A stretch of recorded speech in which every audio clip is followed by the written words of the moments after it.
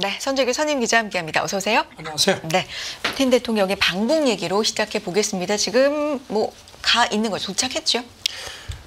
좀 예정보다 많이 늦게 도착을 네. 한 걸로 그렇게 보도가 됐습니다. 네. 극동 그 공화국 방문하고서는 거기서 저녁 늦게 출발을 했어.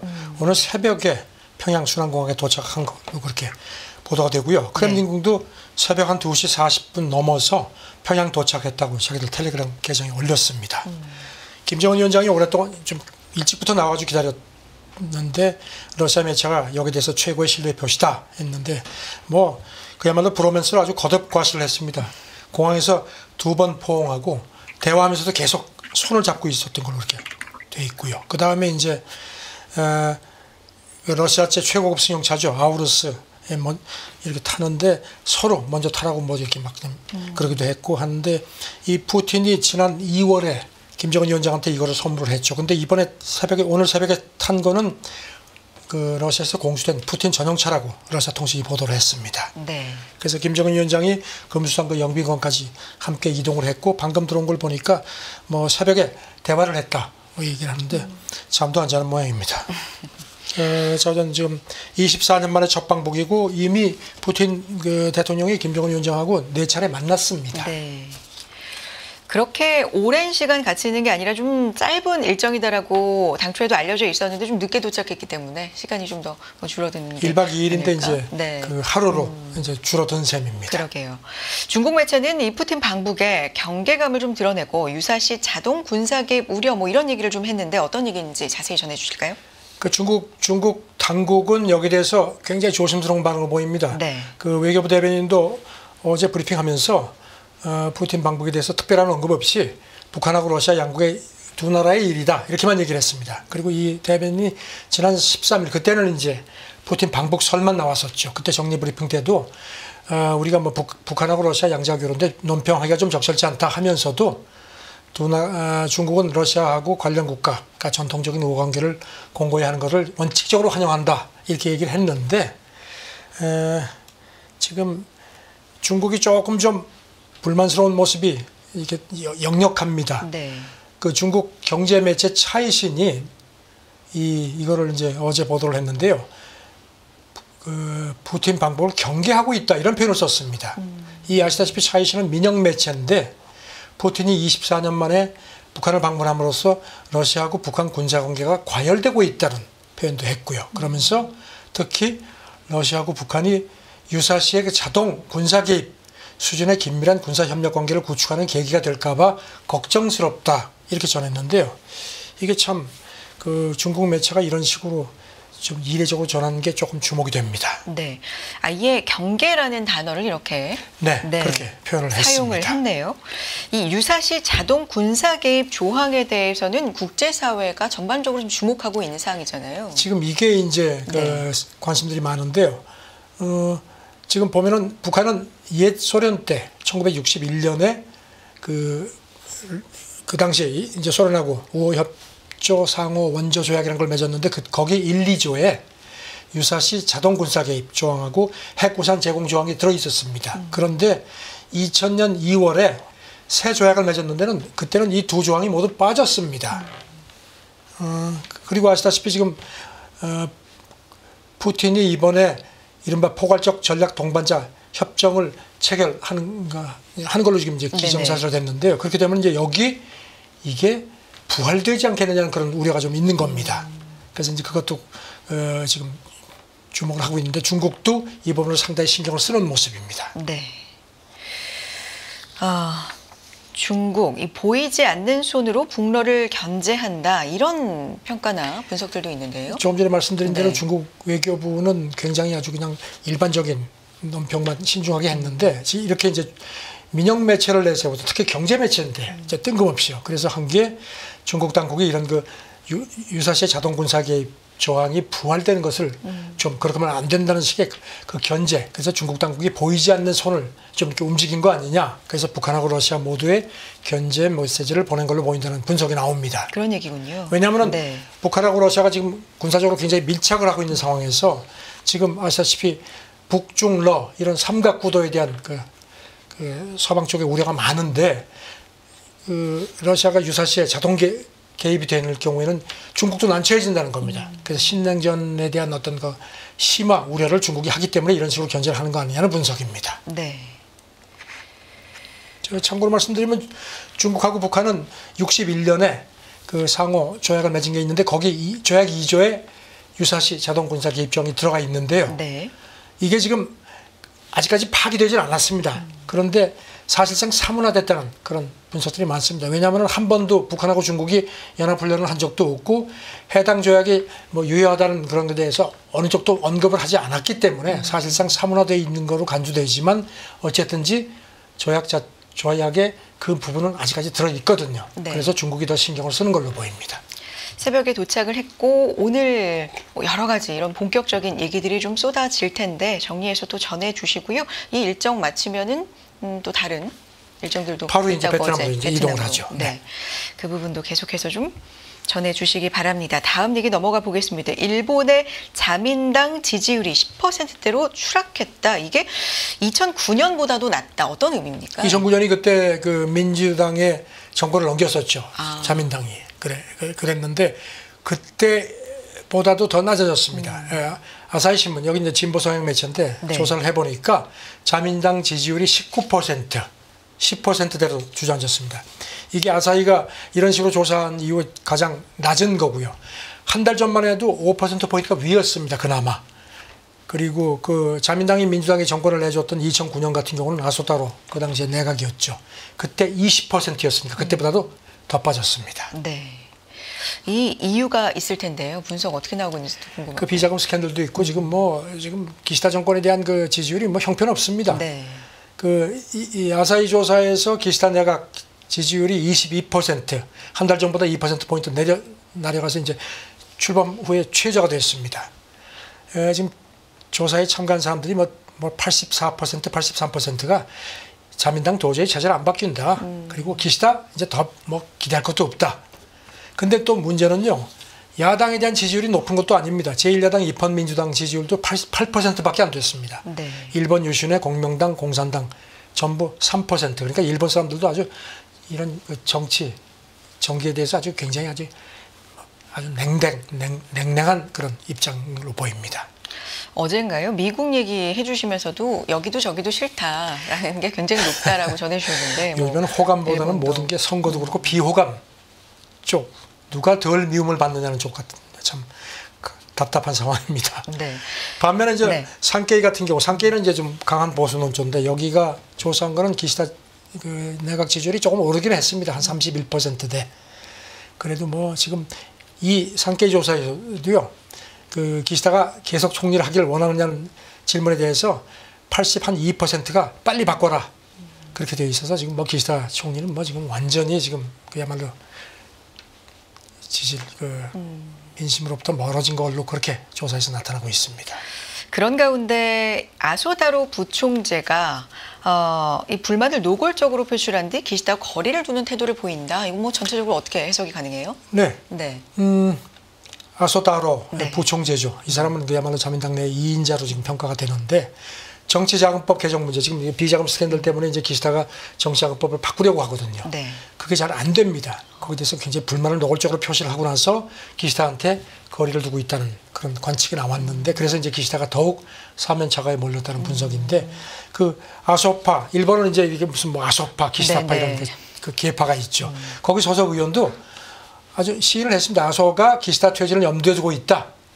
인정을 했습니다. 반면에 또 기시다가 그동안에 이끌어왔던 기시다파 내부에서도 이대로는 안 된다. 뭔가 좀 새로운 게 돌파구가 필요하다 이런 발언이 나온 걸로 아사히가 보도를 했습니다. 네.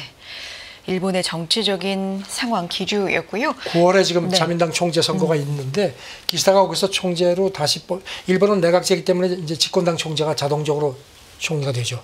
그래도 설사 연임이 돼도 아마 밀려날 거다 하는 관측들이 많습니다. 여기는 새로운 내용 있을 때마다 이제 전해주고 계시는데 조류 인플루엔자 미국에서 어떻게 진행되고 있는 상황인지 좀 진정이 되고 있습니까? 아니면 좀 더 퍼지는 분위기입니까? 지금 그 3월부터 네. 이렇게 조류 인플루엔자에 그 젖소가 감염되고 그다음에 그 젖소하고 접촉한 사람도 감염되고 막 이런 사태가 생기니까 네. 지금 미국 그 보건당국이 상당히 긴장을 하는데 이런 가운데 질병통제예방센터 전 책임자가 네. 아주 상당히 그 강한 발언을 했습니다. 그 미국 뉴스 채널에 나와서 지금 미국의 조류 인플루엔자 대유행에 대해서 걱정들이 많은데 이게 일어날지 아닐지가 문제가 아니고 시간 문제다. 자기는 이렇게 본다. 거의 그렇게 기정사실로 일어날 거다. 그렇죠. 그러면서 그다음에 이게 사람 사이에서 만약에 전염되는 사태까지 갈 경우에 사망률이 코로나와 비교해서 엄청나게 높을 거다. 자기는 많게는 한 50%까지도 되지 않겠느냐 그렇게 걱정이 된다고 했습니다. 지금 아시다시피 코로나 그 19 사망률은 평균 0.6%였거든요. 네. 그러니까 뭐 엄청나게 높은 거죠. 지금 세계보건기구 집계를 보면요. 2003년 초부터 지난 4월 초까지 전 세계 한 23개국에서 한 900건 정도가 보고됐고 인간의 그 조류 인플루엔자 감염료 그 중에서 사망자가 460명이 넘었습니다. 그러니까 50%가 넘었습니다. 사망률이요. 그렇죠. 네. 지금은 이제 아직은 이런 그 포유류에서 사람 쪽인데 이게 이제 이 보건당국자들이 걱정하는 게 포유류의 확산이 자꾸 이제 퍼지면은 이 바이러스가 진화해가지고 이제는 사람 간에도 이제 직접적인 전염이 가능하게 되는 상태가 올 수 있다는 겁니다. 그래서 지금 바짝 긴장하는 겁니다. 아직은 그런 사태까지는 뭐 아닙니다. 그런데 상당히 좀 강한 경고를 한 거라고 볼 수 있네요. 그렇죠. 네.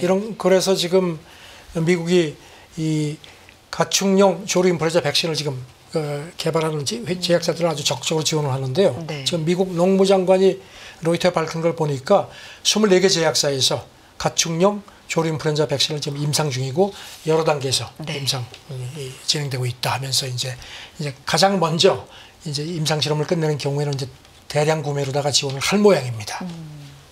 지금 이게 간단치가 않습니다. 호주, 인도에서도 네. 사람이 감염된 사례가 확인이 됐습니다. 네. 그래서 지금 가장 긴장하고 있는 건 말씀해 주신 것처럼 사람 대 사람의 전염이고.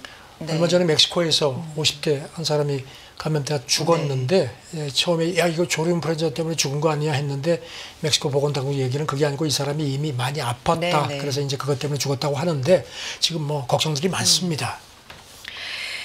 알겠습니다. 다음 얘기 좀 해볼까요? 항생제가 계속 개발되지만 내성을 해결할 혁신성은 부족하다. 항생제를 우리가 좀 얘기를 할 때 가장 걱정하는 부분이 하나가 이 내성이잖아요. 그렇죠. 항생제가 네. 잘 듣지 않는다는 그런 걱정들이 많지 네. 않습니까? 그래서 세계보건기구가 그저께 이번에도 전했는데요. 전 세계에서 지금 임상 중인 항생제 후보 물질이 그 지난해 같은 경우에 97개, 그 전에 2021년 같은 경우는 80개였으니까 좀 늘어났습니다. 그런데 네. 문제는 이게 혁신적인, 그러니까 내성을 해결해야 되는데 그 혁신성이 많이 부족하다는 게 이제 세계보건기구의 걱정입니다. 네.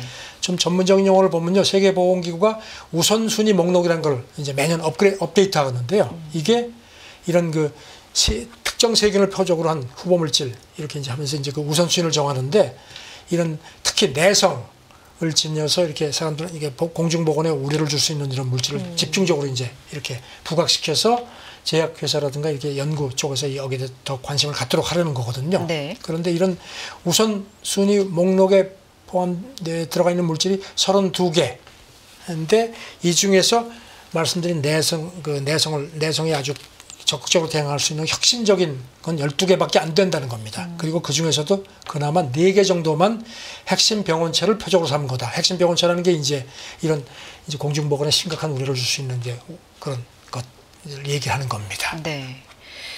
이렇게 또 얘기하면서 뭐라고 마무리합니까? 좀 풀어야 할 과제가 남아 있다. 계속 이런 얘기를 좀 하는 것 같은데. 세계보건기구 네. 관계자 얘기가 네.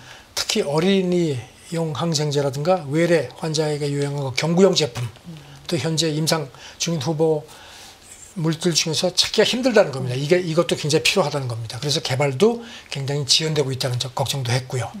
그러면서 이제 2017년 7월 이후에 지금까지 신규 항생제 13개가 이제 시판 허가를 받았는데 그 중에서 이거 아주 혁신적이라고 꼽을 만한 건 2개 정도밖에 안 된다는 겁니다. 그래서 지금 걱정이다 이런 얘기를 하고 이제 특히 또 이런 항생제 신제품이 나왔을 경우에 그 가난한 나라들의 접근성도 문제다 이런 걱정을 합니다. 알겠습니다. 다음은 기상 얘기 좀 해볼까요? 요즘 우리 너무 더운데 오늘도 역대급 뭐 더위 얘기가 나오고요. 제주부터는 장마가 또 시작된다는 얘기도 있습니다. 미국 이번 주 역대급 기상 이변이다 또 이런 얘기 있습니다. 뭐 지금 전 세계가 지금 특히 그 이제 여름철인 쪽이 뭐 지금 뭐 사방이 난리죠. 네. 그런데 미국도 뭐 예외가 아닙니다. 근데 미국은 보니까요 이번 주 특히 폭염, 폭우, 폭설까지 겹치는 상황. 물론 미국이 땅덩어리가 넘기는 하지만 그야말로 그래서 지금 AP 보도가 역대급 기상 변덕이다 이렇게 보도를 했습니다. 어제 미국 기상청 그 예보를 보니까요 미국 중서부 북동부는 폭염. 지금 보니까 애리조나 피닉스 같은 경우는 지난 토요일에 수온지가 섭씨 44도까지 올랐고요. 여기 그 피닉스는 작년 같은 경우는 열사병 사망자가 640명이 넘었습니다. 이런 것이고요. 그런데도 반면에 로키 산맥이 있는 지역은요. 네. 때 아닌 겨울이 왔습니다. 그래서 폭설 때문에 심지어는 뭐 폭설로 최대 50cm 이상의 눈이 예보가 되기도 했습니다. 막 섞여 있네요. 그리고 또 진짜 땅이 넓기도 저쪽 하지만 플로리다 네. 남쪽은 그 열대성 수증기가 또 유입이 네. 돼가지고 거기 또 수증기가 있을 때 폭우가 또 지금 예보가 되어 있습니다. 그러니까 한쪽은 막 폭염, 한쪽은 때 아닌 겨울, 폭설, 폭우 참 이런 상태입니다. 그런 가운데 산불이 지금 또 심상치 않다고요. 그래서 지금 보니까 이제 AP 보도는 현지 시간 월요일 현재 미국 인구가 한 3억 한 3천 네. 명이 넘는데 그중에서 7,500만 명 정도가 폭염 경보권에 놓였다고 했고요. 그리고 지금 이제 산불도 좀 한동안 뜸한 듯 하더니 또 산불이 난리가 났습니다. 지금 LA 북서쪽 고속도로 일대에서 산불이 사흘째 지금 확산한 걸로 보도가 됐습니다. 이미 여의도 면적의 한 근 20배 정도가 탄 걸로 되어 있고요. 화재 진압이 쉽지가 않은 모양입니다. 진압률이 10%가 안 되는 모양입니다. 네. 이 또 산불 연기가 지금 뭐 360km 떨어진 라스베가스까지 이렇게 갔다고 하는데 조금 전에 들어온 걸 보니까 또 뉴멕시코에서도 산불이 또 심각한 모양입니다. 기상청 얘기는 이런 그 열돔 때문에 이런 상태라고 하고요. 심각합니다, 정말. 마지막 얘기 가보겠습니다. 이 바이든 대통령이 얼어붙었다. 이게 또 논란이다. 어디서 이런 협회가 또 있었던 이게 건가요? 이제 외신 표현은 frozen up이라고 표현을 썼는데요. 이렇게 이제 갑자기 얼었다. stop 하는 네. 거예요. 그 기억하시지만 이탈리아 그 G7 정상회담 끝나고 그 우크라이나 평화회의도 참석 안 하고 바로 귀국해서 LA에서 현지 시간 지난 토요일 밤에 그 할리우드 모금 행사가 있었거든요. 아주 효과는 좋았습니다. 단번에 3천만 달러, 우리 돈으로 한 414억 원 정도를 모금을 했습니다. 네. 조지 크루니, 뭐 줄리아 로버츠, 바바라 스트라이전드 등 이런 사람들이 전부 총출동해서 잘 했는데 문제는 무대에서 퇴장하면서 여기서 문제가 좀 생긴 것 같습니다. 지금 AP 보도를 보니까 바이든 대통령이 이렇게 가면서 막 관중 이제 청중들이 막 열광하니까 네. 이렇게 막 하면서 손을 흔들고 하다가 한 7초 정도 딱 스톱을 했다는 겁니다. 꽤 긴데요, 7초. 그렇죠. 네. 이제 뭐 그러니까 이제 이 오바마 전 대통령이 옆에 있다가 이렇게 붙잡고 이제 퇴장을 했는데 이제 이게 이 영상이 지금 막 확산이 되고 있습니다. 네. 트럼프가 가만히 있을 리가 없죠. 이 영상이 X에 떴는데 이거를 이제 좀 흐릿하게 돼 있는데 네. 편집이 됐다는 겁니다. 이거를 자기 소셜 트루스 계정에 올리면서 내가 이럴 줄 알았다. 이런 사람을 다시 대통령으로 뽑을 거냐. 즉각 공격을 했습니다. 그랬더니 이제 백악관 대변인실이 이거 악의적으로 편집된 싸구려 가짜 영상이다. 네. 대통령이 환호하는 청중에게 답례하라고 잠시 멈춘 것뿐이다. 이렇게 얘기를 했고요. 그리고 또 이 사회를 유명한 지미 키멜 코미디언이 봤는데 이 사람 쪽에서도 대통령이 이렇게 얘기를 들으려고 잠시 멈춘 것뿐이다. 더도 덜도 아니다. 이렇게 바이든을 두둔을 했는데 영상은 지금 자꾸 돌아다니고 있습니다. 바이든 그렇군요. 대통령 그러지 않아도 뭐 이런 네. 뭐 이런 노후가 네네. 노쇠됐다는 얘기가 나오는데 한동안 뜨음하다가 또 이게 뜨는데 백악관이 상당히 난감한 표정입니다. 미국 대선까지 뭐 이런 사법 리스크라든지 고령 리스크는 계속해서 서로 얘기하고 뭐 공방도 나오고 그럴 것 같네요. 여기까지 듣겠습니다. 선재기 선임 기자였습니다. 고맙습니다. 네, 감사합니다.